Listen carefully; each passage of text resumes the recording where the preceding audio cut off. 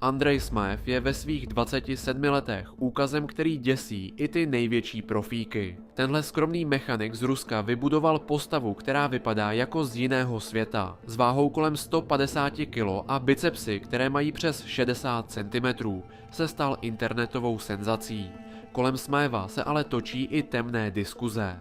Často se mluví o jeho extrémním a nadměrném užívání růstového hormonu. Fanoušci i kritici spekulují, že právě obrovské dávky látek stojí za jeho nepřirozenou hustotou a velikostí, kterou nezvládají ani elitní kulturisté na Olympii. On sám ale dál v tichosti trénuje v garáži a zvedá váhy, které popírají lidské limity.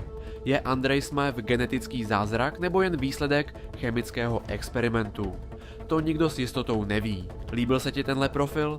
Hoď tam odběr pro další legendy a nezapomeň se připojit na naše Hero Hero.